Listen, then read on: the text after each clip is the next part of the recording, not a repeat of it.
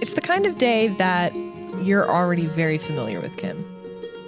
It's August on the James River in Virginia. No. So you already know what it is. It's blisteringly hot and it's so humid. You feel like you're suffocating under a wet washcloth. Wet. This is weather that you and I are painfully used to. But in the year 1700, the ship, the Mary and Anne, was carrying 205 people who had never experienced anything like this. Poor people. They had experienced persecution, starvation, and more, but never Virginia weather. I have no idea what's coming for them. And His Majesty King William's ship slowly berths into Jamestown's harbor. One man, Pierre Chastain, steps confidently onto the gangway and down the dock with his wife and 4 children in tow. Together, they had been removed from 3 different countries in search of a safe place to practice their religion. Uh-oh. And sure, Virginia was blisteringly hot, swampy, and a breeding ground for what can only be called super mosquitoes. But for the first time in 15 years, Pierre and his family finally had a place to call home. I'm Karyn Harding, an amateur genealogist, and I've spent an embarrassing amount of time and money unlocking the stories of the people who had to exist for me to exist. And I'm Kim McMasters, a millennial with no interest in history, having kids, or leaving a legacy of my own. And you're listening to Low Ancestry. Each episode, I'll share one story from my family tree with Kim, proving that ordinary people like me, with ordinary ancestry like mine, have compelling and sometimes scandalous or heartbreaking stories buried within them.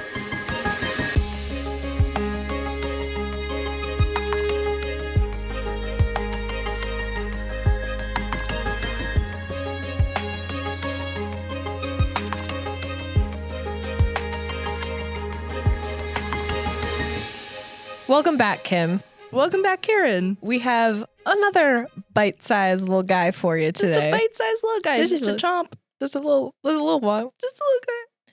I'm excited about this one because we are finally doing an episode that's close to home. Our home. Triangulating. I don't want to triangulate, but I am going to. Okay, go for it. Our episode is going to take place in our current city, Richmond, Virginia. Mm-hmm.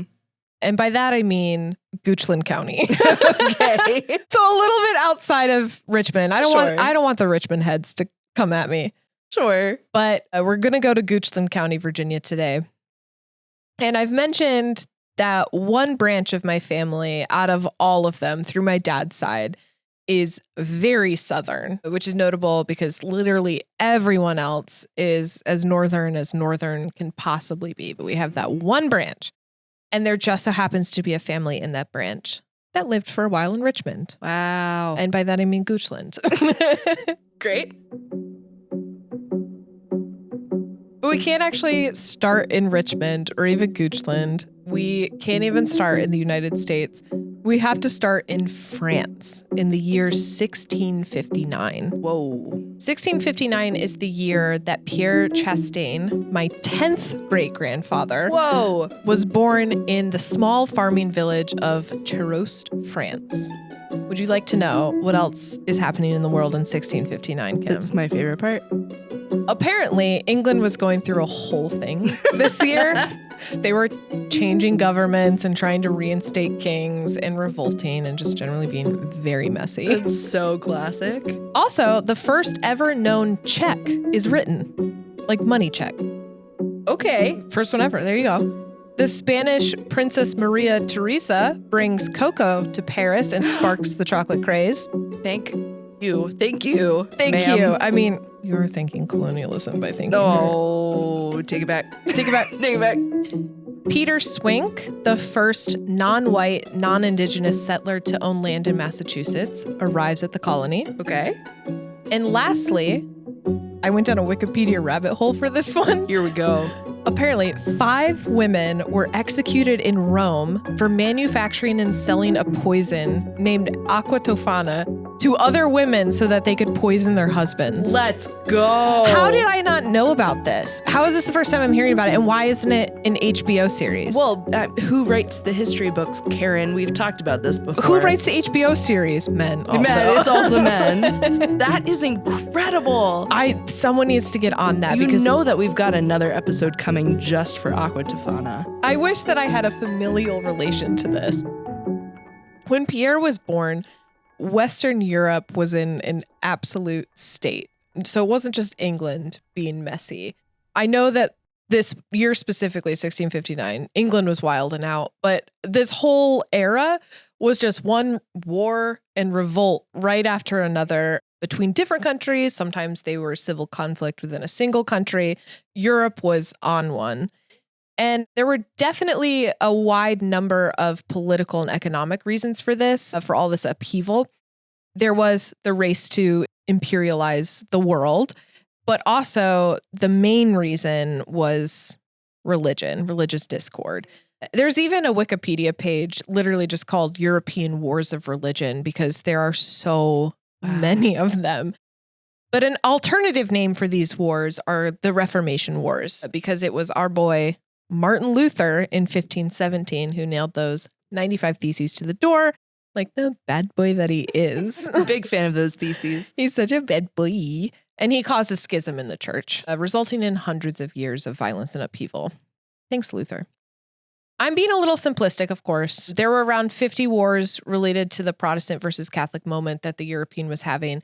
We also know that those tensions did not end during that era. They have continued well into our lifetime. Mm-hmm. But by the time Pierre is born in 1659, the religious wars do seem to be waning. And for France, they had ended most of their major conflicts about this situation. As far back as 1598, they had kind of ceased to fight with each other about this. And that's great for Pierre because he was a Protestant, or as they were known in France, the Huguenots. And for most of the 1600s, Protestants still had limited civic rights. So there wasn't as much fighting, but they did not have as many rights as the Catholic citizens of France. It was saying something that they even had a few civic rights, though, if it was a Catholic nation. So this was actually kind of a good place to live at this time for Protestants. And I think the best example of this is that Pierre's father, Pierre Chastain, was a royal notary in Charostes, France, which was a government position. And usually Protestants would never have been in that position unless they were in a fully Protestant town. And Charostes, France was kind of a mixed town of Protestant and Catholic. So they definitely were able to be a part of the government. But Protestants were still not a popular crew in France, and they were always treated like second-class citizens, politically and socially. 2 kings upheld the peace during this time, and that was Henry VI and Louis XIII.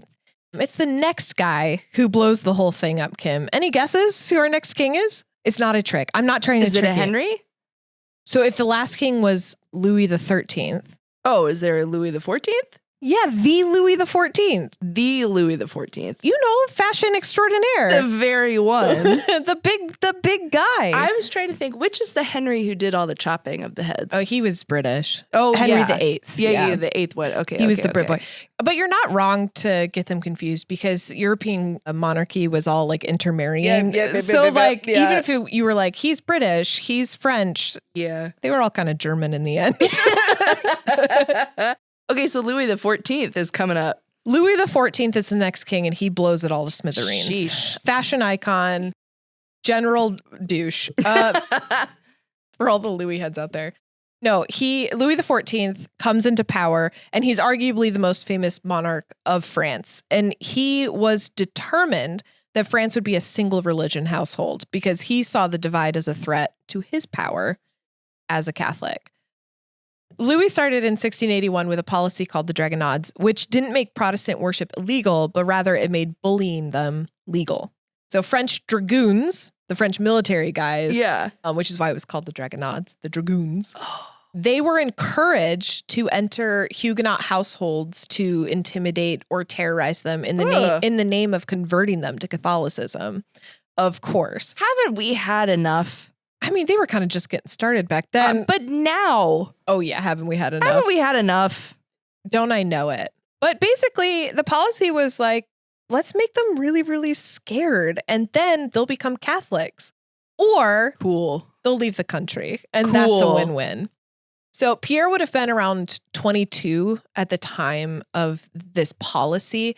In Charostes, Pierre's hometown, we know that there was a small community of Huguenots, but Charostes was an area in France that was not governed by any Protestant nobility or even like Protestant sympathizing nobility. So there's a really good chance that they were targeted heavily by this policy. Gosh. So Louis eases into the big, mean policies with smaller policies. But in October 1685, he lets his inner mean girl loose. Here we go. He signs the Edict of Fontainebleau, which, sorry, it's so fun to say, but it's an awful thing that happened. Yeah. It makes Protestantism illegal just outright. So the dragoons that had been terrorizing Huguenots are now directed to tear down their churches, close their schools. Oh, come on. And in some cases, whole villages were burned and their occupants massacred. So almost immediately, there's a mass exodus of Huguenots from France. But we know that Pierre did not leave right away with the first waves of refugees because in 1687, he gets married to a Protestant young woman named Suzanne Reynaud in the town of Issoudun, not far from Charostes. I don't think they stay there very long because at least by 1690, the couple does evacuate France and we find them in Vevey, Switzerland with the other refugees. And we know they're there by this time because Suzanne and Pierre have a son baptized there in 1690. And they follow that up with having 6 more children, like one a year in Vevey up to the year 1698. Whoa. And it's actually in Switzerland that we get to learn what Pierre's profession was. In his child's baptism in 1691, Pierre is named Pierre Chastain, chirurgien d'Issoudun. So chirurgien is a surgeon. Oh, sure. Yeah, he's just a 1691 surgeon. Okay. Oh, boy. Yeah, 17th century surgeon, which sounds terrifying. But it gets even worse because we learn that Pierre is a dual-hatted tradesman. And at the baptism of his 6th child in 1697, he's named Pierre Chastain perruquier, which is a barber. Or literally translated, it's wig maker, but it was both meanings, like wig maker and barber. Okay, so this is a little Sweeney Todd. This is a thing. Sweeney Todd didn't just come out of nowhere. This is like a known thing that I did not know about, which is that if you were a surgeon back in the day, you were also a barber. Just like plain and simple? It was like a guild that you joined. You're like, I'm a barber surgeon. Incredible. Because I mean, if you're good with a razor, you're good with a razor. Incredible. Yeah, it's a whole thing. I mean, the guild is still around today, apparently. Wow. The thing that we recognize today that comes out of this is that blue and red barber's pole. Yeah. That would let you know that the barber surgeon worked out of this establishment. Isn't that crazy? Oh, so is it like the red is blood and the blue is hair or something? Or something? I don't know that. Like that. I hope that's what it is. I hope so too. So that's what he was. He was a barber surgeon. Whoa. And at first I was thinking, oh, this means that Pierre was like an esteemed physician in the community. Not so. For sure not. It turns out that surgery wasn't considered real medicine. So at the time, according to like hospitals and physician schools, this was like fringe medicine. Whoa. So while a real doctor would go to the Royal Physicians College to train, the barber surgeon joined this guild as like a tradesman. Oh. Ironically, surgery does gain popularity as real medicine because of our boy Louis XIV. He gets what is known as an anal fistula. And I'm not going to go into detail, but I did Google it. And that's on me and that's on my computer. Uh-oh. But a surgeon successfully operated on him. And like everything else that Louis XIV touched, it became extremely fashionable to get surgery. So nobility would go to surgeons to get their own anal fistulas taken care of, even if they didn't have one. What? Which like... Come on, like today we're literally like getting butts to look like celebrities. Yeah. So we're getting operations on butts the same way that they did back then. Yeah. I love history. And things remain the same. Things remain the same, even surgery. Back in Switzerland, Pierre, Suzanne, and the kids stayed there for 8 years. But Switzerland had already been divided religiously into two blocks of the country for a while now. There was like the Protestant side and the Catholic side. Does that kind of coincide with there being like a French and a German side of Switzerland? Yes, you're exactly right. Hey! Yeah, I did read that. So like the German side was the Protestant side, like Lutheran, and then the French side was more Catholic. There you go. Girl, you're so smart. Oh my God. Let's put that down on your report card. Thank you. So the Huguenots felt that this was a safe place to go. But the neutrality that Switzerland had between the two sides became threatened when massive numbers of Huguenots came in. It increased the Protestant population and was making the Catholics nervous. And then on top of that, the Swiss government found that having an influx of people with no money did not suit their vibe. Sure. And they didn't want to continue using their own resources to help them out. They asked them nicely to leave, but they basically kicked them out. Oh. So some Huguenots went to Germany, some of them went to the Netherlands, and some went to England. But Pierre and his family went to the Netherlands, where they had another child in 1699 in the city called The Hague. And unlike Switzerland, the Netherlands were actually excited to have them.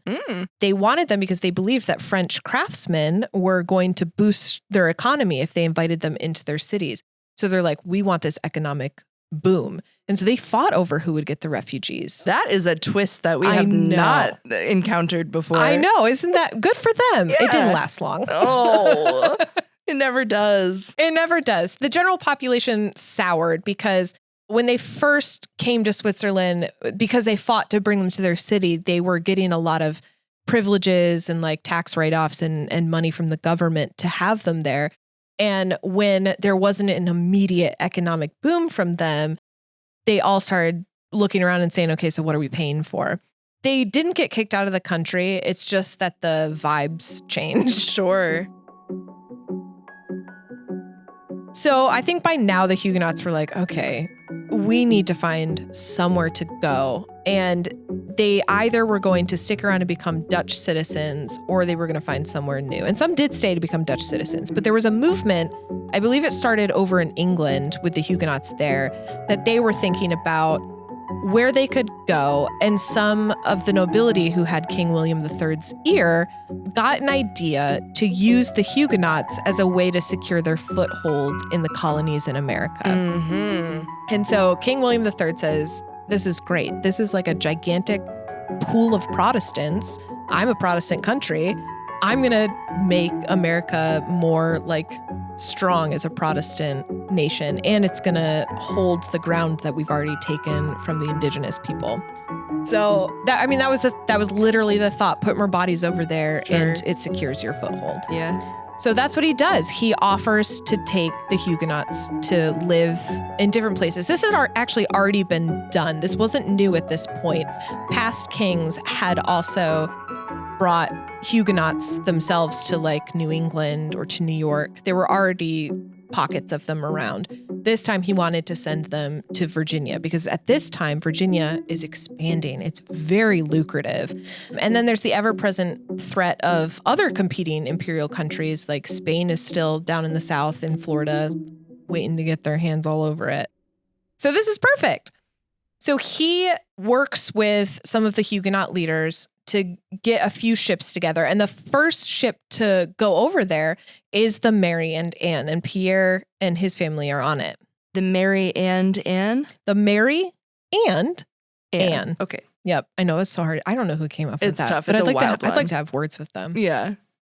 There's actually some historians, like some family historians, who say that Pierre Chastain was one of the leaders in the community who helped kind of coordinate who was going to come from the Netherlands to Virginia. Oh.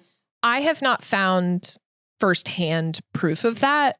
That's just something I've heard from other family historians. So it could be true. Yeah. I don't know. His name is on top of the list of 200 people. Like he's like the third one down or something. Whoa. So I mean, not for nothing. Maybe he was. So the year 1700, the ship, the Mary and Anne, heads out on a 13-week trip to America, and Pierre lands in Jamestown at the mouth of the James River. He and his family are written on a list of incoming refugees as Pierre Chastain and sa femme et 5 enfants. So his wife and 5 children. We know this is his wife, Suzanne, and we know that only 5 of his 8 children have survived because he's had 8 children up to this point. Wow. So we don't know if they died before the getting on the ship or not, but only 5 of them arrive in Virginia. So 205 people in total get off the ship looking for their forever home in Virginia. And in preparation for their arrival, the governor of Virginia at the time, Governor Nicholson, has been looking for just the right place for them. At first, he considers Norfolk, but there's not enough room because the Marian Anne isn't the only ship that will be arriving. There's many more that will be coming. So he actually settles on some land that's much further into the frontier, about 20 miles north of the falls of the James River, which we know to be 20 miles from Richmond city center. And that's in modern day Goochland County. So back then they called the place Mannequin Town. Today we know it as Mannequin Sabot, Virginia. And the reason it was called Mannequin Town is because it was on the land of the Mannequin tribe, who were one tribe of the Siouan people. And they did not call it Mannequin Town, obviously. They called it, and I'm going to do my best with this pronunciation, they called it Mohemencho. A lot of times in genealogy, I just know inherently that indigenous people were displaced so that my ancestors could live there, even if I don't have a document that tells me that. Oh, yeah. This is one of those cases where it literally says it in black and white that 10,000 acres of Mannequin land was given to these Huguenot refugees upon arrival. Man. This was actually a really big moment for me, I would say, in my study of genealogy, to see firsthand kind of the transaction of taking the land and knowing that my direct ancestor benefited from it. Yeah. It was sobering. Yeah. I read one historian who said, this is a historian from like 1900 or something. He said that the land the Huguenots got belonged to an extinct tribe, which like lies, kick rocks, lies. Idiot. The Mannequin were not extinct, and they're not extinct now. But because of the disease that spread from the Spanish in the 16th century, the Mannequin numbers were much less by the time the English got there. And when the settlers kept inching further and further into their territory, they had to move and disperse. So the lands that the Huguenots took had been abandoned by the time that they got there.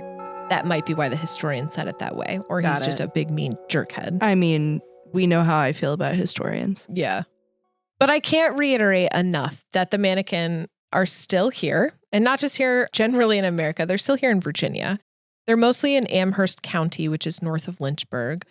In 1989, they were finally recognized as a tribe by the state of Virginia. In 1989? 1989. And then it wasn't until 2018 that they were federally recognized by the United States. Yeah, it's taken a long time. If you want to learn more about this, you can visit mannequinnation.com and you can learn about what the tribe is doing. And you can plan a visit to their museum if you want. You just have to message them. So if you're in the area, you should do it. Yeah, we should do it, Kim. Yeah. We're in the area, basically. We are in the area. I'm not trying to triangulate. No, stop triangulating. No more. Back in Mannequin Town, the Huguenots have a pretty rough go of it. They're pretty far from the English settlements closer to the east, and they don't quite get the hang of farming and survival right off the bat. A lot of them die in the first couple of years, including Pierre's wife, Suzanne, who dies less than a year after they arrive, as well as 2 of his children, because in the list of refugees in February 1701, he's listed as Chastain and 3 children. But he marries another woman named Anne Soblet, who is my 10th great-grandmother. So Suzanne was not my 10th great-grandmother. Anne was. He has more children with her. He's also elected to be the first vestry of the parish, which I didn't know what that meant. But I guess it's important. It's like a religious governing body of the church. Okay. And since their whole deal is that they're religious, I think it was pretty important. Yeah. He's a barber surgeon. He's a vestry. He contains multitudes. He's a joker. He's a smoker. By his death in 1728, Pierre had also amassed around 1,100 acres, and he wills that in pieces to all of his sons. Whoa. So he actually got pretty far in his time in Virginia, I would say. So for the Huguenots as a whole, they don't really remain a distinct group in Virginia for very long. There were around 400 people in Mannequin Town when they all arrived, but by 1750, the town no longer existed because they all dispersed, either to their own farms or their children just integrated really quickly with the other English settlers. So it's not like they remained the Huguenots as a community for long in America. But today we do recognize the town that they lived in. As I said, it's Mannequin Sabot. It's an unincorporated community in Goochland. We certainly haven't forgotten them as a group. A bunch of things in Richmond here are named after them, not the least of which is Huguenot High School. So I think they did all right in the end, the Huguenots. After being pushed out wholesale from France, being kicked around from country after country, they finally found a place to call home and practice their religion in peace. But before we fully wrap up and talk about our resonances, I do want to make clear that I recognize that the Huguenot people in America went from oppressed to oppressor. I don't want to let that slide here because there are two things at play. Before America, the Huguenots were terrorized. They were reviled. They were slaughtered. And then in America, the Huguenots took 10,000 acres of stolen land. And then they almost immediately began to participate in the American tradition of slavery, perpetuating those violent systems, even after being harmed by violent systems back in Europe. So it's a very complicated and unsatisfying way to end the story and think about them. But I also think it's a very not uncommon story in the history of America is to have this marrying of hardship being enacted on someone and hardship being enacted on others by the same. I think I want to start by saying, it sounds like a tangent, but it's not. I want to say that we literally have the word refugee because of the Huguenots. They were the first time that we ever used that word in the English language. Wow. Because they were the people looking for refuge. Yeah. So literally Huguenots are the textbook example of a refugee. And this group was genuinely oppressed. They were displaced time and time again because no one wanted the group of poor, needy foreigners to take care of. This story of refugees is exactly the same today, and it does bum me out really bad. And I always want to be the person in this podcast to be like, this is how we change it, by looking at it. This kind of stuff really does get me down because we, the royal we can't, number one, stop terrorizing or driving people from their homeland. And then number two, treating those terrorized people with at best indifference and at worst cruelty. I mean, if I told you a random story of people who were terrorized, driven out of their home, and then unilaterally despised by people wherever they went because of xenophobia, you wouldn't even be able to pinpoint who I was talking about because that's literally the story of hundreds of thousands of people today. And it was the story of the Huguenots. So what I find so crazy is that Huguenots are revered in this country for their struggle. Their history is written about at length in the most grandiose terms of the triumph of the human spirit. And there are societies dedicated to remembering them and honoring them. And I'm not saying that their struggle shouldn't be recognized. It should be recognized.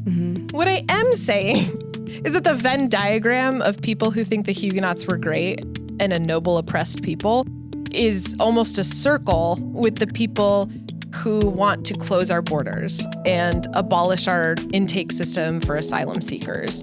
And they somehow are able to hold both of those feelings inside of them at the same time. So if you can't recognize why the struggle of the Venezuelan, Afghan, Sudanese, Syrian, or Gazan refugees today is worthy or is as worthy of being honored as the struggle of the Huguenot refugees, then I literally cannot help you. And I will think that that is so sad because I exist today because of what a refugee Pierre did 300 years ago.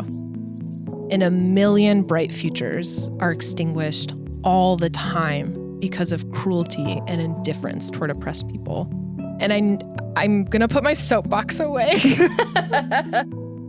If you are interested in taking action, I will definitely include links to places that you can donate, things you can get involved with in the show notes. If you also get cheesed about this, I don't stop being cheesed.